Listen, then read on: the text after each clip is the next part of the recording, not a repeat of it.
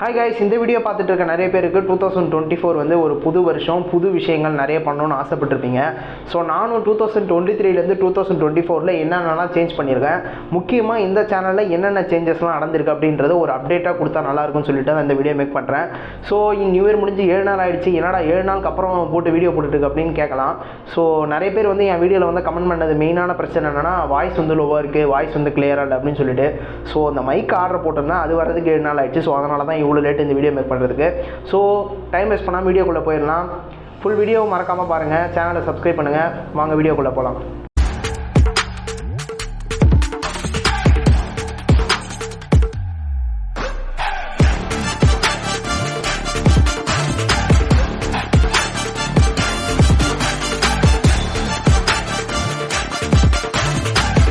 So guys, first நான் வந்து 2023 channel ஆரம்பிச்சிருந்தேன். அப்போ வந்து யூடியூப் ஆரம்பித்த புதுசு இல்லையா, எனக்கு வந்து என்ன அதில் போடுறதுன்னே தெரியல.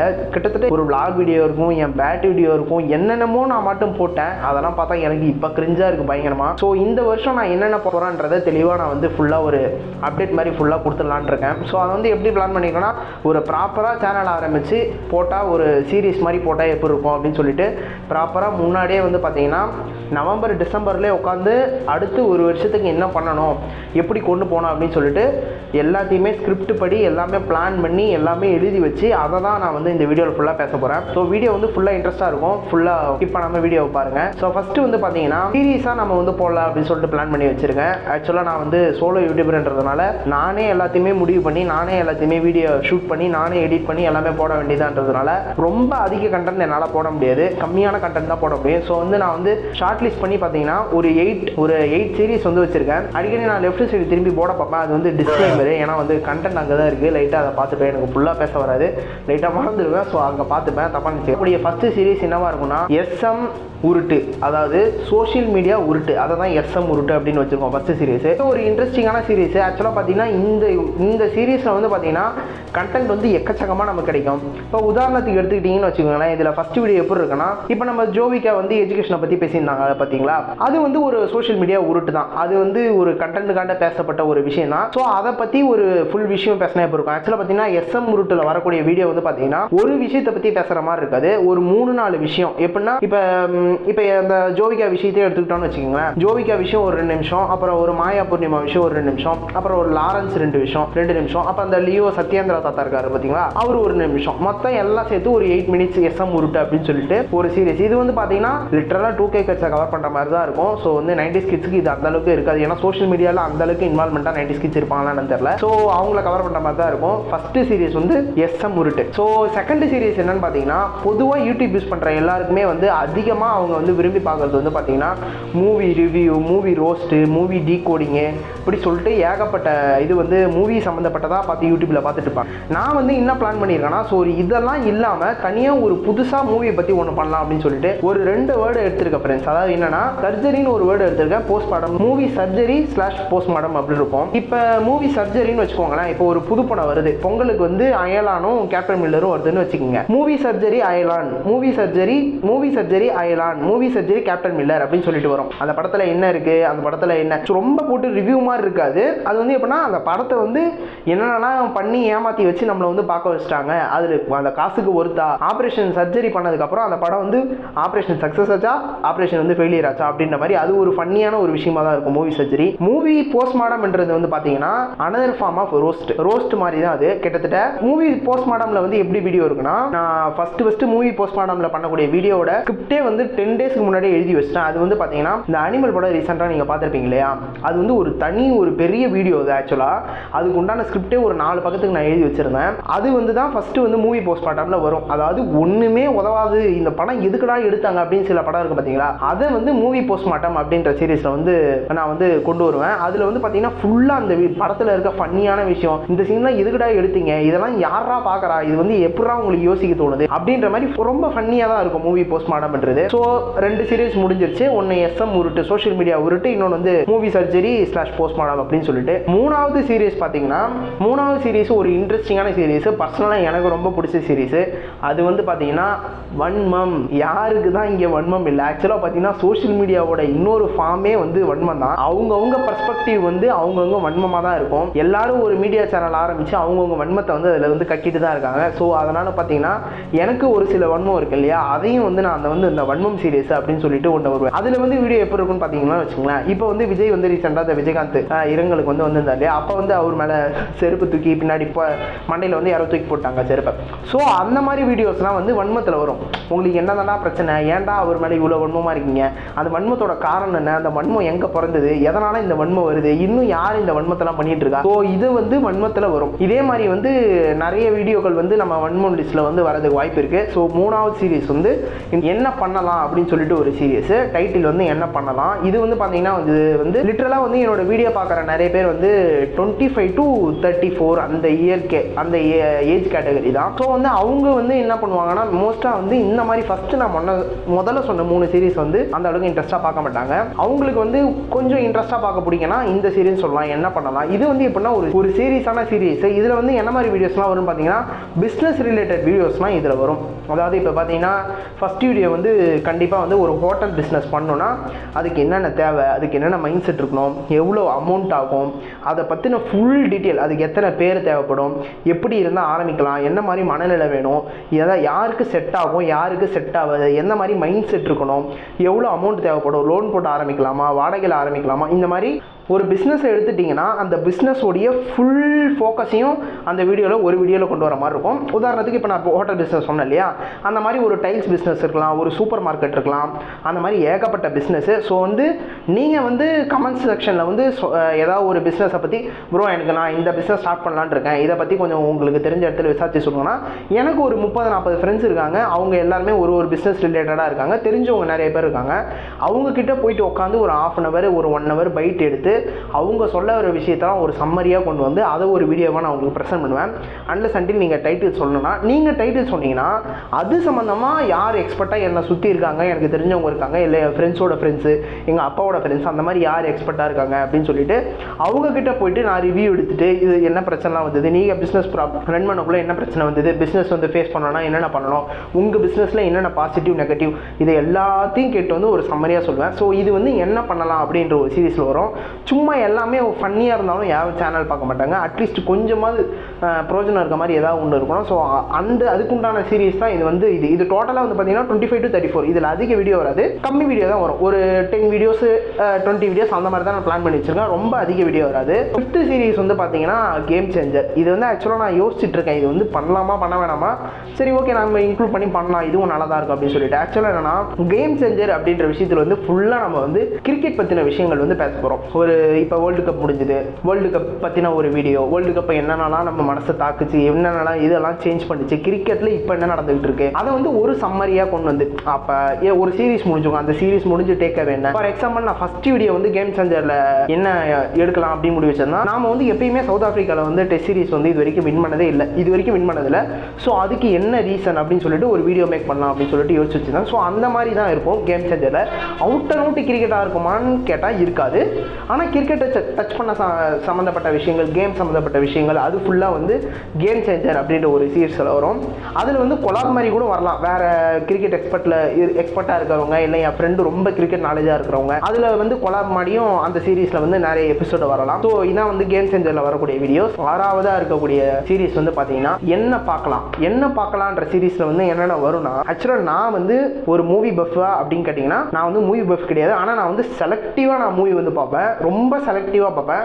இந்த உப்மா படம், இந்த கேவலமான படம் அதெல்லாம் நான் வந்து பார்க்க மாட்டேன். ஆனால் இனிமேல் நான் பார்த்து ஆகணும், ஏன்னா நான் மூவி போஸ்ட் பண்ணுறேன்னு ஒரு சீரீஸ் பண்ணுறதுனால. ஸோ அதனால் நான் பார்த்து தான் ஆகணும். நான் வந்து ரொம்ப செலக்டிவாக பார்க்கறதுனால என்னை இம்ப்ரெஸ் பண்ணேன், என் ஃப்ரெண்ட்ஸ் இம்ப்ரெஸ் பண்ணேன். ரொம்ப படித்தவங்க இருப்பாங்க, அவங்க வந்து சில சீரீஸ்லாம் சஜஸ்ட் பண்ணுவாங்க, இது ரொம்ப பாரு, இது ரொம்ப டெக்னிக்கலாக இருக்குது, இதை பாரு, நிறைய விஷயம் கற்றுக்கலாம் இதுலேருந்து அப்படின்னு சொல்லியிருப்பாங்க இல்லையா. அந்த சீரீஸ்லாம் கலெக்ட் பண்ணி அதோடைய ஓவர்வியூ, அந்த சீரீஸ் எப்படி, யார் எடுத்தா, இது எடுக்கிறதுக்கு என்ன காரணம், இது என்ன, அது ஒரு டைலமோலே இருக்குது. கேம் ஆஃப் த்ரோன்ஸா இல்லை வந்து லேபிளான்னு சொல்லிட்டு லேபிள் சில பேருக்கு தெரிஞ்சிருக்கும், ஹாட் ஸ்டாரில் இருக்கும். கேம் ஆஃப் த்ரோன்ஸும் சில பேருக்கு தெரிஞ்சிருக்கும், சில பேருக்கு தெரிஞ்சிருக்காது. ஸோ அந்த சீரிஸ் வந்து அது ரெண்டுத்தில் டைலமோலே இருக்குது. நான் ஃபஸ்ட்டு தமிழ்லேயே ஸ்டார்ட் பண்ணலாம்னு சொல்லிட்டு லேபிளை தான் ஃபிக்ஸ் பண்ணி வச்சிருக்கேன். ஸோ லேபிள் வந்து எதுக்காண்டி எடுக்கப்பட்டது, எஃபெக்டிவ் என்ன, அது வந்து எப்படி இங்கே வந்து பார்க்கப்படுது, லேபிளுக்கு உருவாகிறதுக்கு பின்னாடி உண்டான காரணம், அதை யார் எடுத்தாலும் ஆஃபீஸாக எல்லாருக்குமே தெரியும்.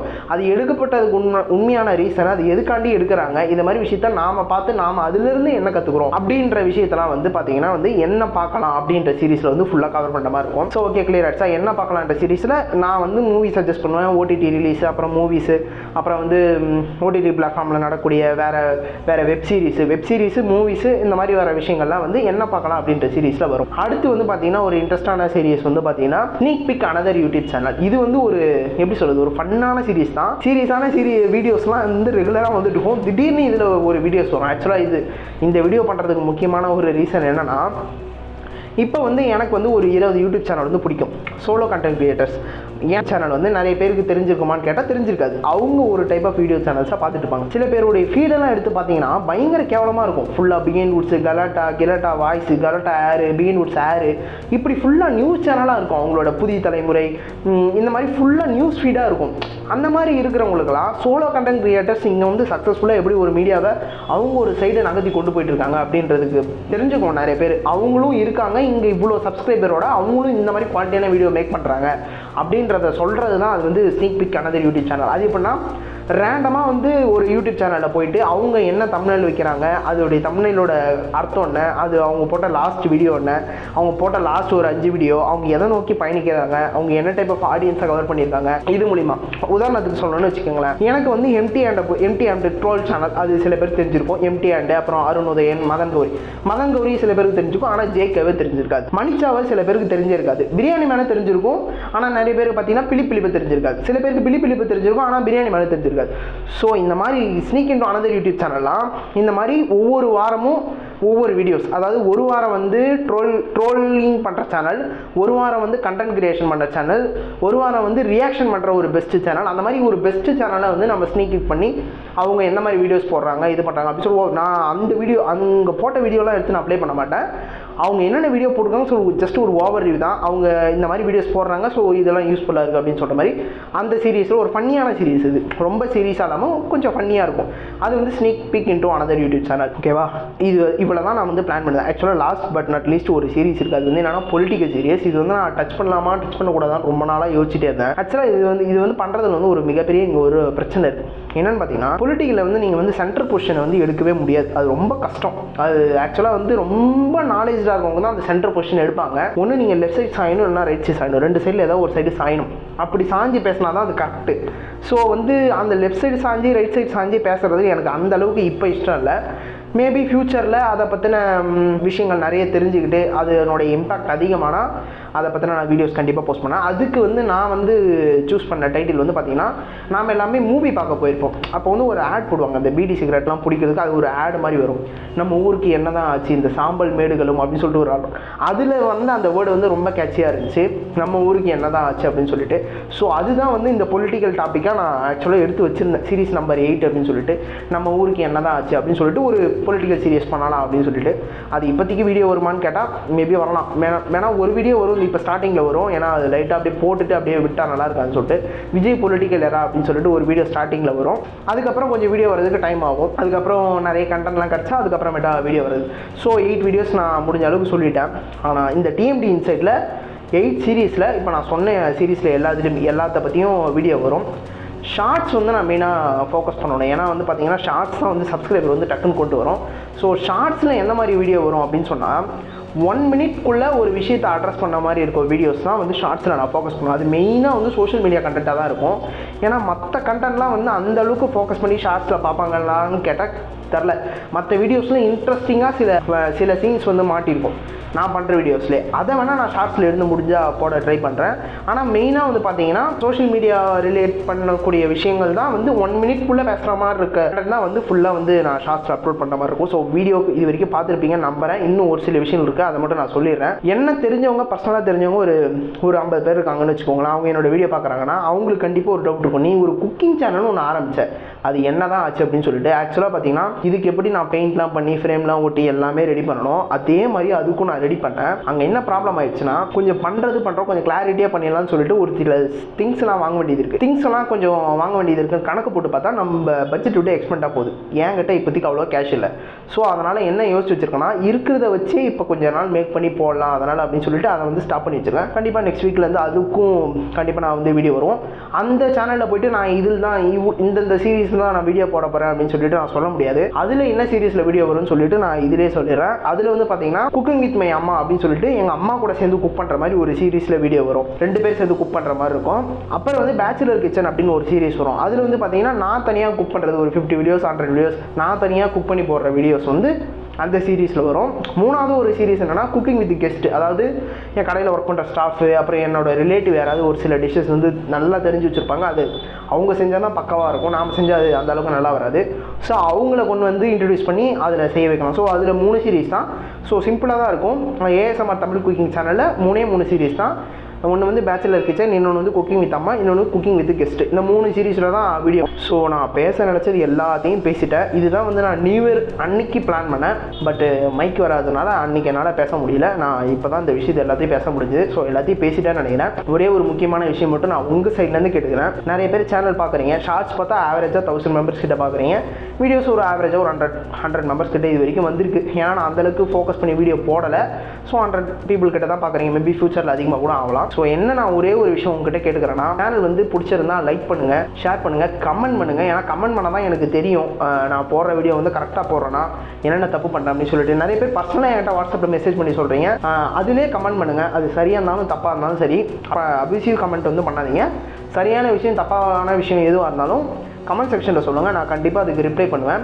இல்லை நான் இன்ஸ்டாவில் ஐடி கொடுக்குறேன், அதில் கூட நீங்கள் வந்து சொல்லலாம். சேனல் வந்து சப்ஸ்கிரைப் பண்ணுங்க. ஏன்னா என் சேனல் பார்க்குற நிறைய பேர் 90% ஆஃப் த பீப்புள் வந்து நியூ பீப்புள் தான். ஸோ வந்து நான் வந்து ஃபஸ்ட்டு யூடியூப் வரக்குள்ள என்ன நினச்சேன்னா, நம்ம சப்ஸ்கிரைப் பண்ணுங்க அப்படின்னு சொல்லிட்டு கேட்கவே தேவையில்ல. அவங்க வந்து வீடியோ பிடிச்சிருந்தா சப்ஸ்கிரைப் பண்ணட்டும், பிடிக்கலன்னா கம்முன்னு போய்ட்டும், நம்ம வீடியோ போடுறது மட்டும் ஃபோக்கஸ் பண்ணி போடலாம் அப்படின்னு நினச்சேன். அப்புறம் போக தான் தெரியுது அது வந்து சொல்லணும்னா அவங்களுக்கு ஞாபகமே வராது, அவங்களுக்கு அவங்க பண்ணவே மாட்டாங்க அப்படின்னு தெரியுது. கிட்டத்தட்ட பார்த்தீங்கன்னா 90% ஆஃப் த பீப்புள் வந்து வீடியோ பார்க்குறாங்க, லைக் பண்ணுறாங்க, ஆனால் வந்து சப்ஸ்கிரைப் பண்ண மாட்டாங்க. ஸோ வந்து சேனலும் க்ரோ ஆகணும். ஏன்னா நான் பிளான் பண்ணி வச்சது வந்து ரொம்ப பெருசு. லிட்டரலாக வந்து பார்த்தீங்கன்னா நான் சொன்ன 8 சீரீஸ்க்கும் ஒவ்வொரு சீரீஸுமே 10 டைட்டில் ரெடி பண்ணி ஸ்கிரிப்டே எழுதி வச்சிட்டேன் போன 2 மாதம். ஏன்னா வந்து முன்னாடியே வந்து ஸ்கிரிப்ட் எழுதி வச்சு ரெடி பண்ணிட்டோன்னா நமக்கு வந்து ஈஸியாக இருக்கும் அதுக்கப்புறம் வீடியோ போடுறதுக்கு. ஸோ அதனால் முன்னாடியே எல்லாமே பிளான் பண்ணி நான் முடிச்சு வச்சிட்டேன். ஸோ பிளான் பண்ணி வச்சிருக்க விஷயம் வந்து ரொம்ப பெருசு.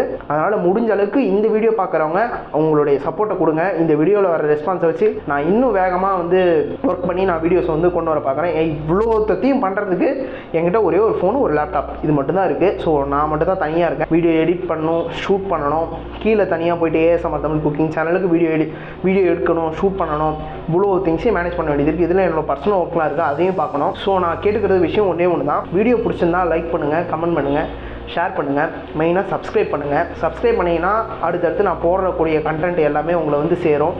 அதே மாதிரி மறக்காமல் அந்த பெல் ஐக்கானையும் ப்ரெஸ் பண்ணிவிடுங்க. இன்னொரு இன்ட்ரெஸ்டிங்கான வீடியோவில் உங்களை வந்து சந்திக்கிறேன்.